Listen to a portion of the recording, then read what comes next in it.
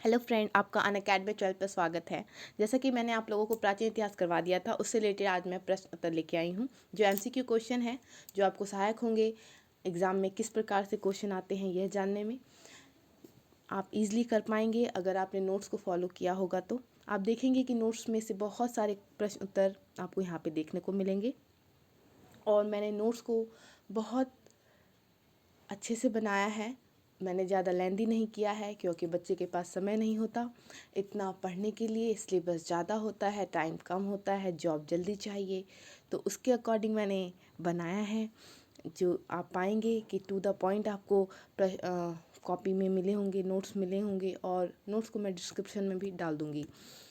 तो आप क्लास को फॉलो कीजिए और आप देखेंगे कि आपका धीरे धीरे इतिहास कंप्लीट होता चला जाएगा और मैं अब करंट भी लेके आऊँगी धीरे धीरे।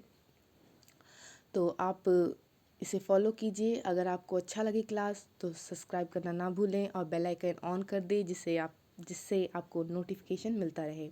तो ज़्यादा समय व्यर्थ ना करते हुए हम क्लास आरंभ करते हैं। तो आज का प्रश्न है पहला कि रॉबर्ट ब्रूस फुट जो थे वो कौन थे। तो रॉबर्ट ब्रूस फुट थे एक भूगर्भ वैज्ञानिक और पुरातत्वविद, दोनों थे। ये मैंने आपको करवाया है। कोपेनहेगन संग्रहालय की सामग्री से पाषाण, कांस्य और लोह युगीन का त्रियुगीन विभाजन किया था। किसने किया था? तो मैंने वहाँ पे पूरा नाम बताया था, जो कि यहाँ पे बता रखा है थॉमसन ने। वहाँ पे मैंने बताया था कि क्रिश्चियन थॉमसन ने किया था। और आप ये कमेंट में बताएं कि कोपेनहेगन संग्रहालय कहाँ पर है। नेक्स्ट है, उत्खनित प्रमाणों के अनुसार पशुपालन का प्रारंभ हुआ था। मतलब अगर हम माने उत्खनित प्रमाणों के अनुसार, यहाँ पे कोई देखेंगे आप कि शब्द को बड़े ध्यान से देखें कि यहाँ पे क्या दे रखा है कि कोई एक सुचारू रूप नहीं था, कोई तरीका नहीं था, कोई वे नहीं था पशुपालन करने का। आरंभ में मैंने बताया था कि शुरुआत में कहाँ पे आरंभ हुआ था, तो वो मध्य पाषाण काल था। फिर है हमारा नेक्स्ट 4th नंबर का क्वेश्चन, वो है मध्य पाषाणिक प्रसंग में पशुपालन के प्रमाण जहाँ मिले वह स्थान है। तो वह स्थान है हमारा आदमगढ़। नेक्स्ट है 5th क्वेश्चन, निम्नलिखित में से किस स्थल से हड्डी के उपकरण प्राप्त हुए हैं। तो मैंने बताया था कि वो आपका था महादहा और सराय नहासराय से, ठीक है। नेक्स्ट 6th क्वेश्चन है, हड्डी से निर्मित आभूषण भारत में मध्य पाषाण काल के संदर्भ में प्राप्त हुए। तो वो है आपका सराय नहाराय से और महादहा से।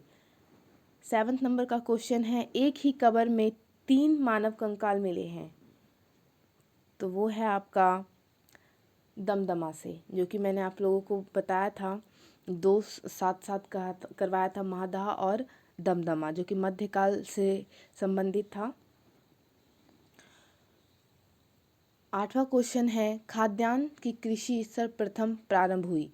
अगर खाद्यान्न के लिए करना है तो एक सुचारू रूप से करना पड़ेगा, तो सुचारू रूप से एक तरीके से करना पड़ेगा, तो वो कौन से काल में होगा? वो नवपाषाण काल में होगा। लेकिन अगर बोल दिया जाए यहाँ पे कि प्रारंभिक कहाँ पे स्टार्ट हुआ, आरंभ में कहाँ पे स्टार्ट हुआ, कोई तरीका नहीं था, कोई सुचारू रूप से नहीं था, तो वो कहाँ पे हुआ था? वो मध्य पाषाण काल में हुआ था। तो ये ध्यान रखेंगे, शब्दों पे ध्यान देंगे तो अपने आप हो जाएगा।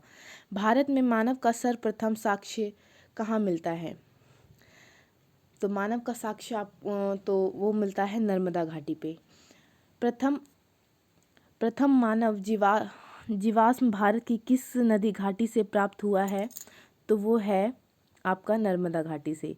मानव द्वारा सर्वप्रथम 11वां क्वेश्चन है, मानव द्वारा सर्वप्रथम प्रयुक्त अनाज था, जो सबसे पहले यूज़ किया गया जो अनाज था, हम देखेंगे कि मैंने आप लोगों को बताया था कि वो जौ और गेहूं था। लेकिन जो ईरान में है, माना जाता है कि ईरान, जो आप देखेंगे सिंधु घाटी सभ्यता के लोग भी ईरान से आए थे, तो ये जौ जो है माना जाता है कि पहले उगाया गया था, उसके बाद गेहूं। फिर नेक्स्ट क्वेश्चन हमारा 12वां क्वेश्चन है, भारत उपमहाद्वीप में कृषि के प्राचीनतम साक्ष्य प्राप्त हुए हैं। बहुत पुराना जो कृषि का साक्ष्य है वो कहाँ से मिलता है, आरंभ में कृषि कहाँ पे किया गया, तो वो मेहरगढ़ था। आप ये बताएंगे कि मेहरगढ़ कहाँ पे है और कौन से दो पहाड़ी के बीच में है, ये कमेंट में बताएं आप। नेक्स्ट 13 नंबर का क्वेश्चन है, भारत उपमहाद्वीप में कृषि के प्राचीनतम साक्ष्य प्राप्त हुए हैं, तो वो है मेहरगढ़ से। आपका 14 नंबर का क्वेश्चन है, भारत उपमहाद्वीप में कृषि के प्राचीनतम साक्ष्य कहाँ से प्राप्त हुए हैं, पुराना अर्थात स्टार्टेड कहाँ से हुआ था, तो वो मेहरगढ़ था। फिर है, नवपाषाण युग में भारतीय उपमहाद्वीप के उत्तर पश्चिम क्षेत्र में निम्नलिखित में से किस स्थान पर कृषि के अभ्युदय के प्रारंभिक प्रमाण प्राप्त हुए हैं, तो वो भी आपका कहाँ है, मेहरगढ़ में है। भारत में पशुपालन एवं कृषि के प्राचीनतम साक्ष्य प्राप्त हुए हैं, तो वो है आपका मेहरगढ़। ये सब मैंने बताया है, बस शब्दों का खेल है। यहाँ पे एक ही क्वेश्चन को बार बार पूछा गया है, थोड़ा सा चेंज करके, बस आपको ध्यान रखना है। और ये मेहरगढ़ वाला बहुत बार क्वेश्चन आता है। नेक्स्ट है, उस स्थल का नाम बताइए जहाँ से प्राचीनतम स्थायी जीवन के प्रमाण मिले हैं, तो वो है आपका मेहरगढ़। निम्नलिखित में से किन स्थान से मध्य पाषाण काल में पशुपालन के प्रमाण मिले हैं, तो वो है बागोर। मध्य पाषाण काल में मैंने बताया था कि पशुपालन कहाँ से प्रमाण मिलता है मध्य पाषाण काल में, तो वो है बागोर। निम्नलिखित में से किसको चालकोलिथ युग भी कहा जाता है? आपको मैंने बताया था, ये मैंने आपको नहीं बताया शायद, ये मैं बता देती हूँ, ये ताम्र पाषाण काल है। तो ताम्र पाषाण काल को हम चालकोलिथ के नाम से जानते हैं, जैसे कि मेगालिथ, ये सब मैंने बताया था। तो आप ये बताइए कि मेगालिथ कौन से काल को कहते हैं, ठीक है। तो नेक्स्ट प्रश्न है हमारा, निम्नलिखित में से किस एक पुरा स्थल से पाषाण संस्कृति से लेके हड़प्पा सभ्यता तक संस्कृति अवशेष प्राप्त हुए हैं, तो वो है, क्या है, मेहरगढ़। तो मेहरगढ़ में आप देखेंगे कि शुरू से वहाँ पे पाषाण संस्कृति का भी और हड़प्पा संस्कृति का भी वहाँ पे अवशेष देखने को मिला है। तो है, नवदा टोला का उत्खनन किसने किया था, तो ये है HD सांकलिया ने। नेक्स्ट है, नवदा टोला किस राज्य में अवस्थित है, तो वो है मध्य प्रदेश। 23 क्वेश्चन है, बृहद पाषाण स्मारक की पहचान की गई है, तो वो है मृतकों को दफनाने के स्थान के रूप में किया गया है। वो क्या हुआ कि बहुत सारे जब दफनाए गए मृतकों को, तो एक बहुत बड़ा पत्थर के रूप में उभर के आया, तो उसको हम बृहद पाषाण के नाम से जानते हैं। और इंग्लिश में क्या बोलते हैं इसका, ये कौन से काल में आता है, ये आप बताएं। ये मध्य पाषाण काल में आता है, और नाम बताएं इसका, इंग्लिश में मतलब इसको कौन से काल के नाम से जानते हैं। नेक्स्ट है, राख का टीला निम्नलिखित किस नव पाषाणिक स्थल से संबंधित है, तो इसका आंसर है संगलन कल्लू। 25 नंबर है, भीमबेटका किस लिए प्रसिद्ध है, तो वो है गुफा के शैल चित्र के लिए। और भीमबेटका किस राज्य में है, ये बताएं। निम्नलिखित में से कौन सा स्थल ऐतिहासिक चित्रकला के लिए प्रसिद्ध है, तो भीमबेटका। भीमबेटका की गुफाएं कहाँ स्थित है, तो आपका है अब्दुलगंज और रायसेन। भारत में किस शिलाश्रय से सर्वाधिक चित्र प्राप्त हुए हैं, तो उसका आंसर है भीमबेटका। चित्र से रिलेटेड जो भी होगा आप देख लेंगे, भीमबेटका होगा। फिर है, निम्नलिखित में से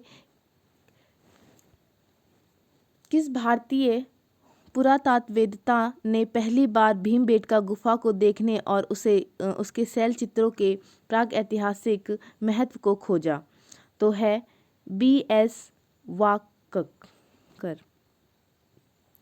गैरिक मृत भांड पात्र का नामकरण हुआ था?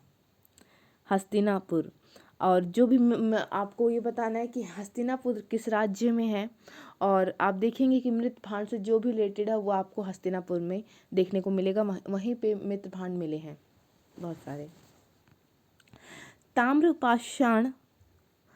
ताम्रशम काल के महाराष्ट्र के लोग मृतकों को घर के फर्श के नीचे किस तरह रख कर दफनाते थे? तो किस मतलब दिशा में, तो दिशा के अकॉर्डिंग बात पूछा जाएगा तो उत्तर से दक्षिण की ओर। निम्नलिखित में से किस स्थल में मानव कंकाल के साक्ष्य कुत्ते का कंकाल भी समाधान से प्राप्त हुआ है? मतलब यहाँ पूछा गया है कि मानव और कुत्ते का साथ में दफनाने का साक्ष्य कहाँ पे मिलता है, तो वो है बुर्ज-होम। निम्नलिखित में से किस स्थान पर मानव के साथ कुत्ते को दफनाने जाने का साक्ष्य मिला है? तो वो है बुर्ज-होम। गर्त आवास के साक्ष्य प्राप्त हुए हैं, तो वो है बुर्ज-होम। गर्त मतलब दफनाने का। फिर है बृहद क्षेत्र के किस शिलाश्रय से सर्वाधिक मानव कंकाल मिले हैं? तो वो है लेखहिया। निम्नलिखित दो कथन दिए हैं, एक को अभिकथित ए तथा दूसरे को कारण कहा गया है। तो अभिकथित जो है वो है विंध्य क्षेत्र के पाषाण युग लोगों ने न्यूनतम भूतल काल के अंतर्गत गंगा घाटी में प्रव्रजन किया।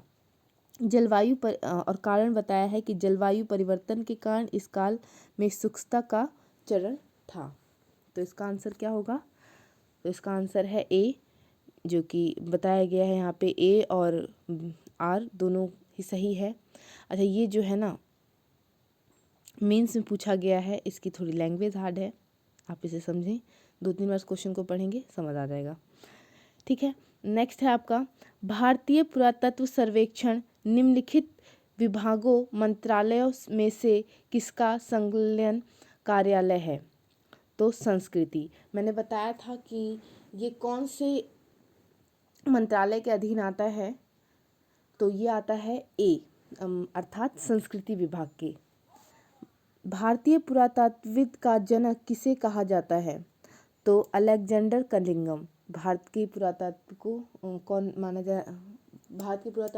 जाते हैं? तो वो है कनिंघम। राष्ट्रीय मानव संग्रहालय कहाँ पर स्थित है? तो वो भोपाल में है। इसका नाम बताइए कमेंट में।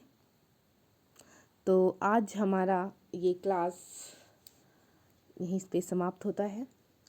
अगर आपको कुछ जानना है, कुछ और क्लासेस चाहिए, तो आप मुझे कमेंट में लिखें, कमेंट में बताएं, जिससे मैं उस पर काम कर सकूँगी, मुझे पता चल पाएगा।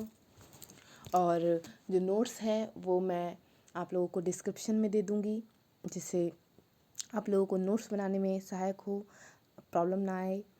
तो अब हम क्लास को समाप्त यहीं पे करते हैं।